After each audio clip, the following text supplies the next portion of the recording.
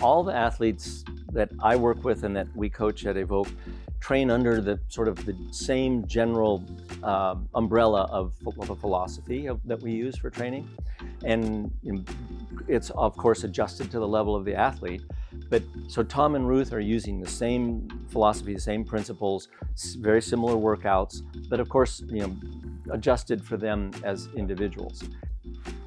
You're listening to Endurance Unlimited, a TrainingPeaks podcast for athletes and coaches, no matter what you're training for.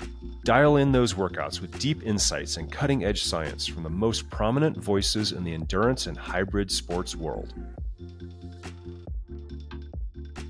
Scott, welcome to the TrainingPeaks Chalet, the morning after UTMB. Such an amazing race for you. I mean, I'm getting goosebumps. I mean, this is the only human probably in history that's coached both the men's and women's winner of a ultra trail Mont Blanc in the same year, men's and women's winners, and it's just got to feel so. What's that feel like? Well, it's been a little hard to process. I've heard the same thing. I haven't bothered to check history on that, but I'm willing to accept the kudos. Thank you. Yeah, it was an incredible day for certainly the three of us and all the team. Yeah, and night. Yeah, 20 hours, 20 some hours of staying up. Yeah, which I'm getting kind of old to do. But yeah, I was feeling pretty confident going into the race that Ruth and Tom were prepared to run very well. You never know in that long of a race, and especially in the kind of conditions we had this race, where just a lot of things can happen in 20 hours that could derail the whole strategy. But I knew their fitness was there, and I knew psychologically they were prepared to put in a great performance. And but you can't control the competition, so you just whether we knew they would run great races. We just didn't know whether they would be on the podium or on the top of the podium or Well, obviously Ruth Croft first, Tom Evans first. Ruth has now. She is the first female to win all three OCC, CCC, and UTMB. Correct. Yes. Yeah. She was second last year. That's right. Yeah. She was running down Katie Scheid. This year, people were chasing her. So tell me about lessons learned from last year's second place. Anything, or did you just try and replicate that? Well, we did pretty much replicate the training. There wasn't any big new additions or changes. Last year was her first race here, UTMB, and first time racing UTMB. And so we decided to be ultra conservative. And at the top of the first major climb in the race, she was 120th place. Yeah, I think like 18th woman or something like that. And we just kept telling her, you're going to be fine. You're going to be fine. You're going to start picking these people up late in the race. And she did. Yeah. And so I think that gave her confidence, first of all, knowing that she could be competitive on the course and, with the top women, but also confident in trusting the pacing plan. Right. And so this year, she basically stuck right to that pacing plan to within a minute. In the early stages, probably the first half of the race, she was within a minute of the pace at every check station we had, of the pace that we'd planned. So she didn't get caught up in the race in the top three and Courtney Dauwalter up ahead. She was in that top three, but she was still sticking to her pace. Yeah. So that was great, and that she had that confidence. And I think it is, as anyone who's been in competition of any sort can understand, is the excitement of the moment can easily derail the best plans. Right. And you can get sucked into someone else's race. You have to have that discipline easily. to hold back. And both she and Tom are incredibly disciplined. But I think that was huge for her to trust. We have a data analyst that we work with very closely. He's part of our team. And for her to completely put her trust in his hands and have him produce those kind of results. He has done the same thing for her in other races. Yeah. The first year that he worked with her, and I'm trying to remember the name of the race right now, or which race it was, but he nailed her finish time within 2 minutes. Wow. He said, this is how fast you're going to run. Wow. And, and I think that was a 100K race. So it's 10-hour race. He's 2 minutes off. Right. So that builds confidence. Yeah. So through Courmayeur, she was on plan, and obviously it was raining up till then, and it was And obviously snowing. already cold. And then they go into the high mountains, and it gets even worse. So Right. how did the night go for her? Very well. I mean, both she and Tom had been instructed to, but also for fully, they're on autopilot. They know what to do. As soon as it began to rain, they put their rain jackets on. And there were people out there that did not do that and suffered later for it. So they were pretty cognizant of the need to stay warm. They're not moving so fast especially in those kind of temperatures and with that much rain, the chance of overheating isn't very good. Yeah. So by bundling up a little bit. They actually probably didn't heat. have enough clothing, and they were freezing, and it takes a lot of energy to warm up the body. Absolutely. So how about that fueling strategy through the night? Did they have to try and catch up? Definitely took that into consideration in the fueling strategy.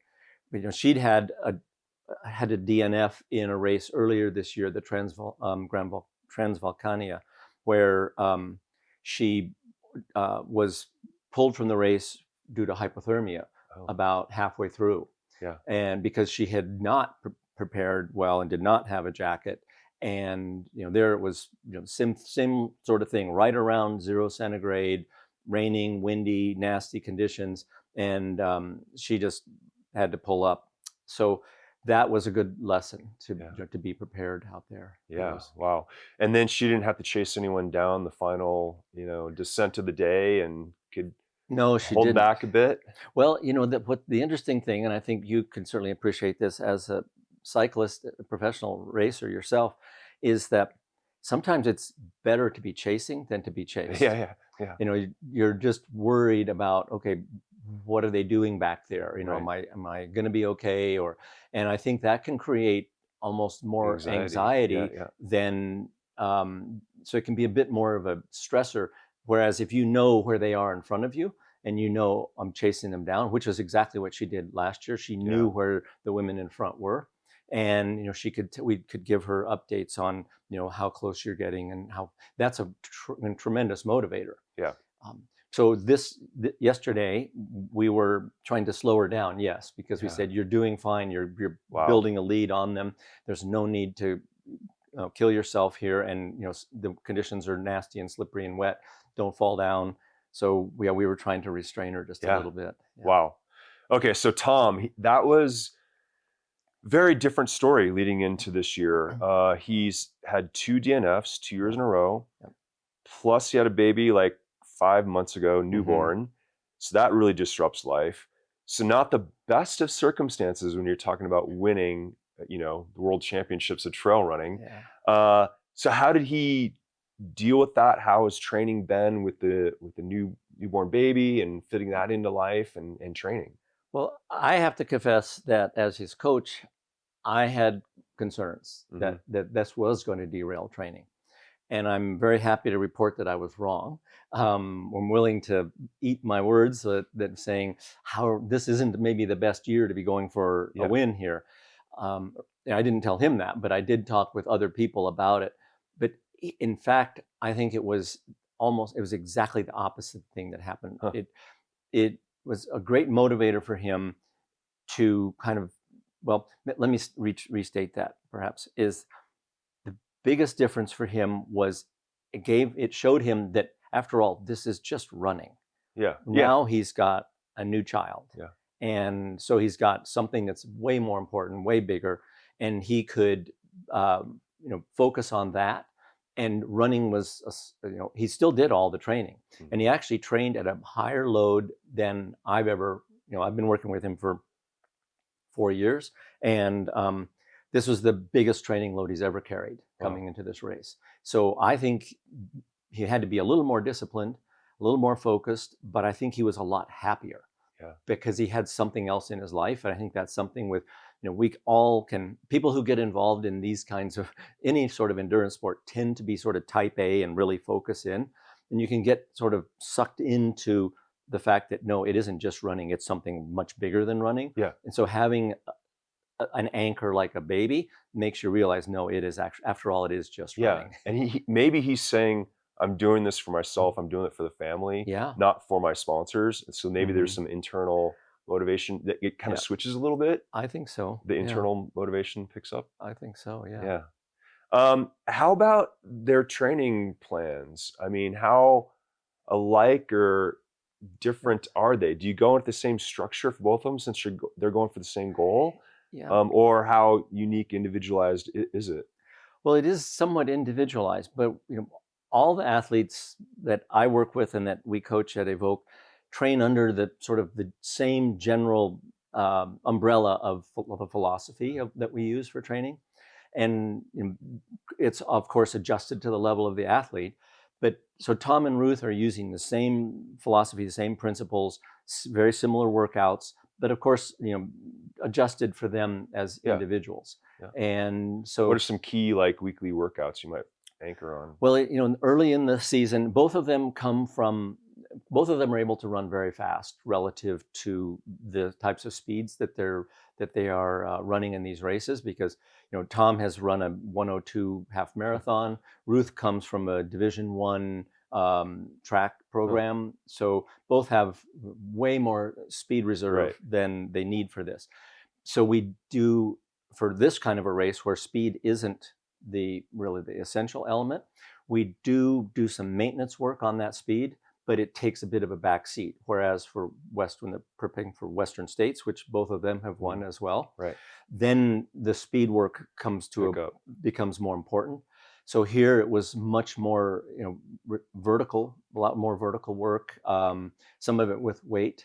A lot more what we would say that's sort of focused on the propelling muscles, Right. trying to build some fatigue resistance in those propelling muscles, Huh. so they don't give out, because that's the biggest thing in any long event, but certainly here with all the vertical, is the damage that's done in those muscles and the fatigue that builds in them that causes you to slow down. So Tom lives in Loughborough. Mm-hmm. So how do you get in that vert? Not the most mountainous area. Well, he does have the luxury of being able to travel to the Welsh area and some of the highlands in the UK to get some vert in. It's not like this, but it's similar. But we do a lot of artificial vert. I mean, we do train a lot. Tom has an incline trainer that goes to 25%. Wow. So we do quite a bit of training on that. Huh. And that, one of the comments, you and he, the three of us were together yesterday, and he mentioned that to you that he only spent 8 weeks in the mountains this year. Yeah. Leading up to this. Right. And so I think that indicates that we could get a lot of the same kind of training benefit that we would get normally here in the mountains in his home gym on an incline trainer. Wow. What about the polling? Yeah, that's definitely been a focus for Ruth and Tom this year. I mean, as you know, I come from a cross-country skiing coaching background, and there, of course, poles are essential. A huge amount of the propulsion in cross-country skiing comes from the upper body, partly because the skis are gliding. They're now only doing upper body in a lot of these endurance races. Yeah, double polling in the flatter 50K. courses. Well, even the Vasaloppet in this 90K race in Sweden, it's pretty much a double pole race the whole way.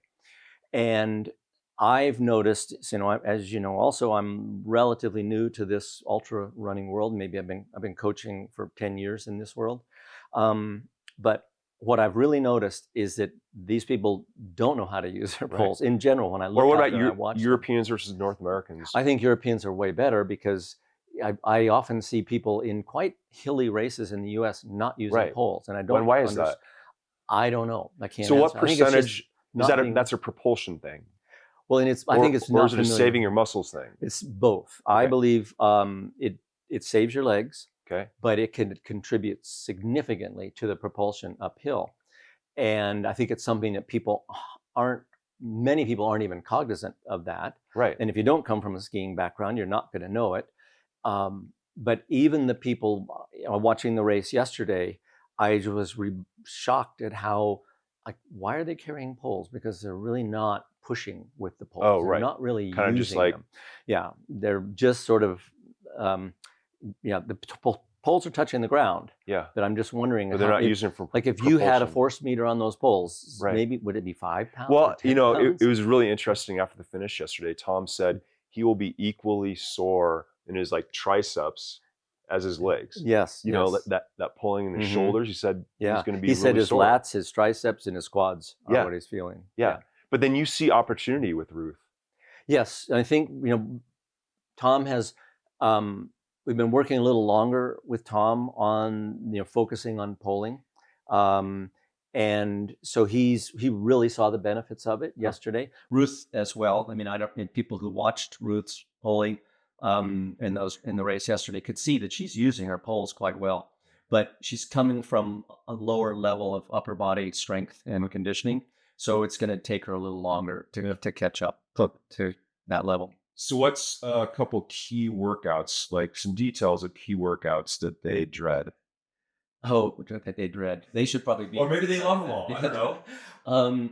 Well, there's a couple of those treadmill sessions that they don't dread because they know they're super effective. Yeah. But when there's a progression of these things we do where it gets a little harder each week. Okay. And I got a text from Ruth when she finished her last one, which was like 2 weeks before the race, when she just said, "Oof."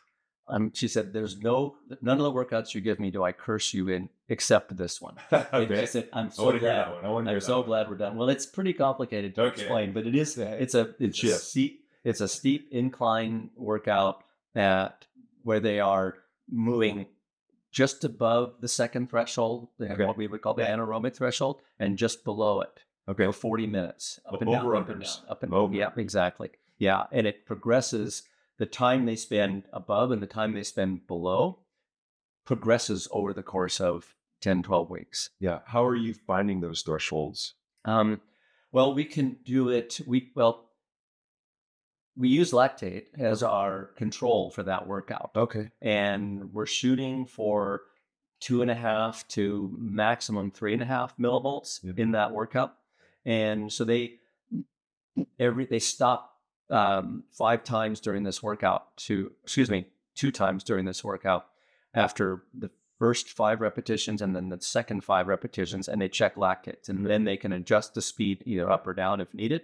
But we are really trying to control the intensity. So you would technically the overall, as you know, the overall lactate of, let's say, 3.5 millivolts, most people would be considered to be below that second threshold. But that's the kind of the sweet spot we're trying to target, because that's more the intensity they're going to be doing in these building volume at that intensity on a really steep incline. Yeah, Ruth's treadmill goes to 20 and Tom's goes to 25. Oh.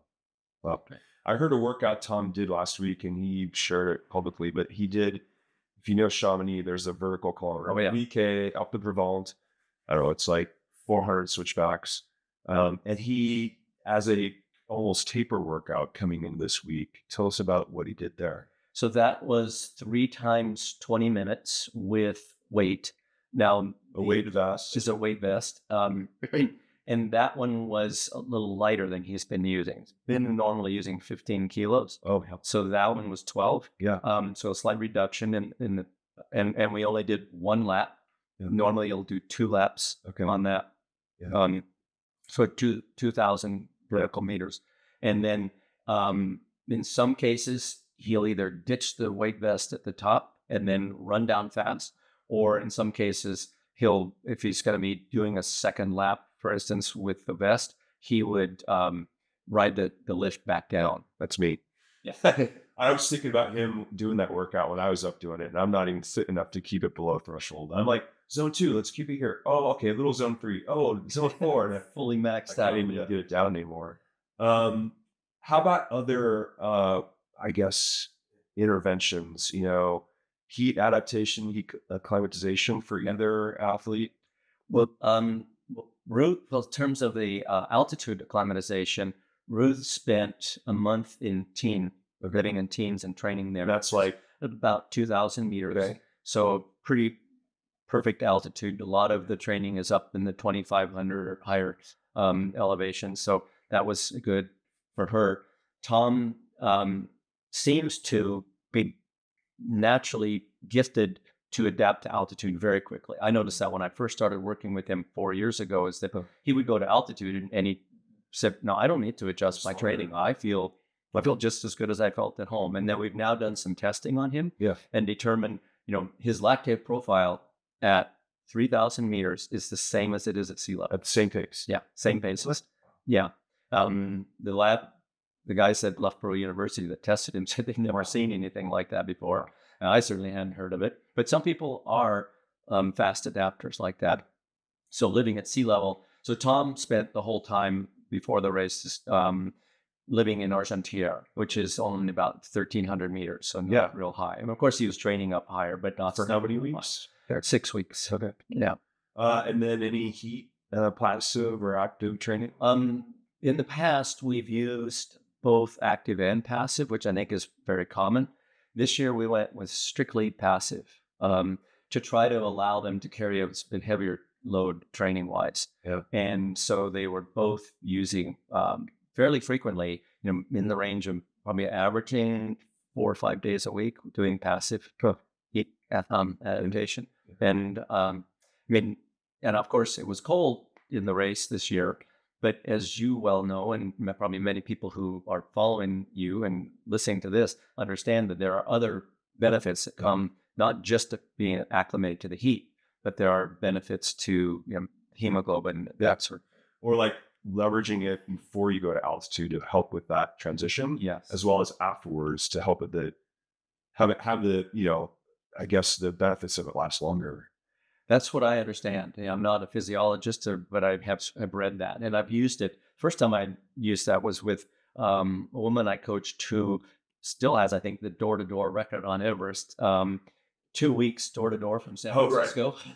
I know that story. Yes, and she works for GU, and she has a hypobaric chamber in her office. Wow! And so she had sleeping in a high-altitude tent, working and training in a chamber, and doing heat training at the same time. Wow! And she was the one who actually introduced me to this notion that sorry, I touched my microphone, sir. That introduced me to this idea and showed me the research about the benefits to red blood cell count by having heat training. Yeah. And then combining it with altitude seems to be like a big plus. Yeah.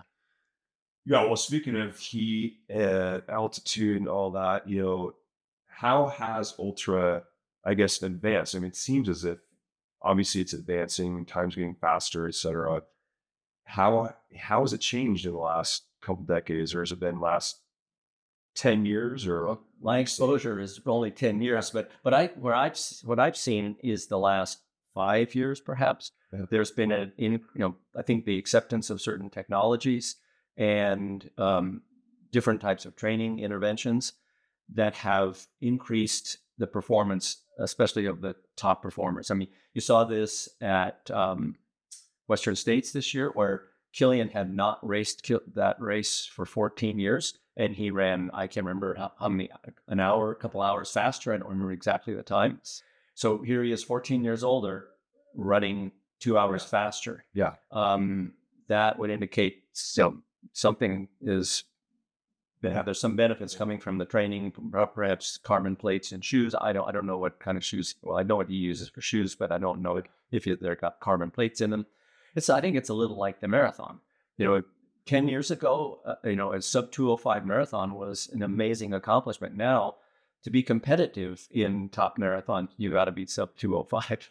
I mean, in cycling for sure, it seems like 1% a year for the last 5 years. Well, you were telling me about power numbers, these people. Yeah, it's amazing how the entire field is just ramping up now, and it's kind of trickling down. And well, we've been talking a lot about numbers and science. What about the RPE side of things, and how do you collect the subjective, data coming back from the athletes? How did today feel, and how does that communication look each day? To me, that's every bit as important as the hard data that we get out of our fancy watches that everyone uses. So that's, frankly, I'm going to plug your business just to hear a minute, because I think it's incredible.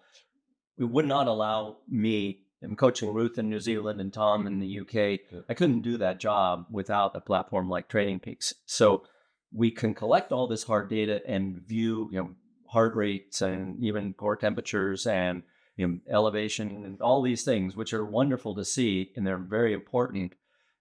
But they paint a picture of this is what the athlete did. So we can see the external load.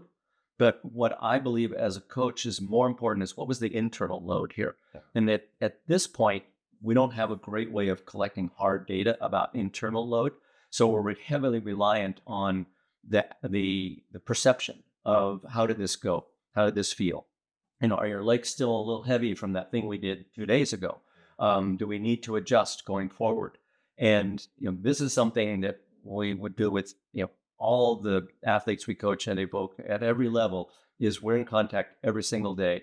And the principal means of communication, and this is the same with Tom and Ruth, is through that comment box on TrainingPeaks. Yes. And then if we see a red flag or a yellow flag or a comment that piques our interest, then we'll take it to WhatsApp or phone call, email, say, what's going on here? How are you doing? Yeah. Sounds like we need to take a break, take a recovery day or something like that. And so, but I think it's the combination of the hard data and the soft data that we can compile that then take an experienced coach can look at these and say, okay, we need to make an adjustment on the fly. Yeah. And to me, when I was coaching cross country skiing, I was actually with the athletes on it every single day or virtually every day. So I could sense these things. I didn't need, of course, you're talking to them, so you can find it out. And of course, I didn't even know what TrainingPeaks was back in those days. So I didn't have that opportunity. But then it was easier because I could see their body language and check lactates when they're training. But this so what I tried to do when I started Evoke Endurance was take that same idea, but replicate it as close as we can to being in person, but by using this, again, though, technology, milking these subjective feelings out of the athlete. And as you and I were talking about at the earlier conversation, teaching people to divulge that information is tough sometimes. Yeah, they just write down, felt good every day. You're going, well, we know there's more nuance to it than that. So it's, and other people will write their, a 500-word dissertation in the comment box. Which I'd rather have, I'd rather have them tell me about what they did with their kids yesterday than only say felt good. Yeah. So I think that soft side of this thing is often what's lost because it's so easy to collect the hard data. We can think it's the most important part. Yeah. Any thoughts around are you trying to, in intervals, are you trying to push them till they can't do anymore? To the bitter end? Absolutely. Or how are you communicating that to the athlete? When to stop? You might say do 5 to 8 efforts. So how do they determine that? Well, I think that is, again, what for this sort of type A endurance personality, they're always going to do 8. There's a tendency to want to do more one at a time. Yes. And I think it's one of the big reasons we see so much injury and overtraining in endurance sports. And I think in ultra endurance sports, it's even a bigger deal because if a little is good, then more must be way better. So we try to train within the athlete's capacity.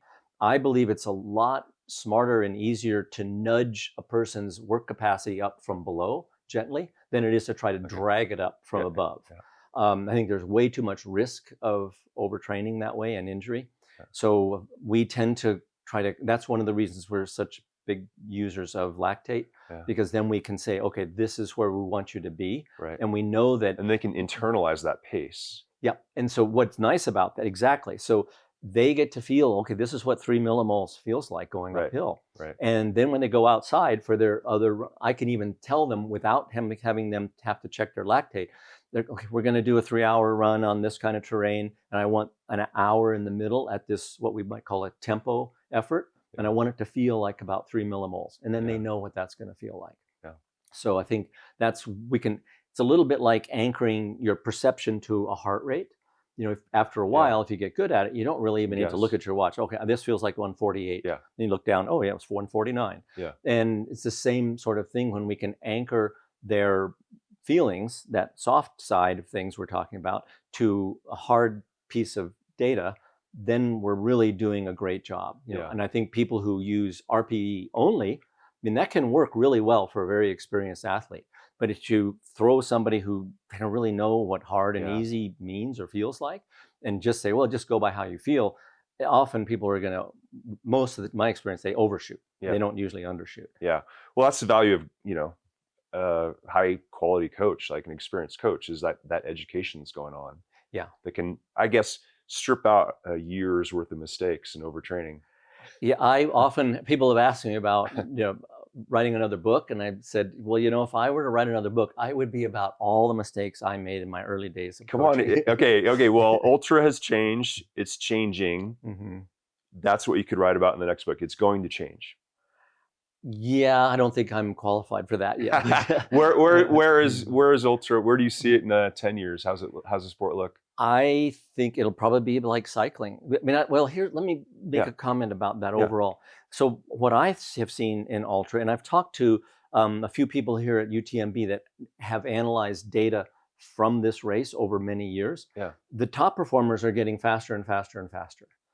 The mid-pack and lower end of the spectrum, so sort of the amateurs, that bell curve, they tend to not be getting any faster, and the attrition rate tends to be with the same number of entrants, same number of people there. So the finish times are really similar. None of that has improved in those levels. Wow. And here's why I think that's happening is that the top athletes are using these technologies, are using good coaches, and the mid-pack athletes it hasn't trickled down to that level yet. Yeah.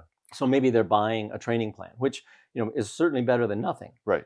But it's not the same thing as coaching by any means. Yeah. And so they're not able to optimize that performance. Now, of course, there's a lot of mitigating factors. Well, they're not professionals. Yeah. They've got families and lives. But I do believe there's a mentality that a lot of people don't feel they're deserving of a coach. Yeah. But everybody deserves that coach, that expert. And once you experience that, it's like, I can't believe I lived without this, like having that connection. Yeah, I can't tell you, and I'm sure you've experienced this as a coach yourself, I can't tell you the number of inquiries about coaching that we get that say, I'm not sure I'm good enough to have you coach me. And it's like, no, it doesn't matter what your finishing time is planned to be. You're deserving of that expert instruction to help you along the road.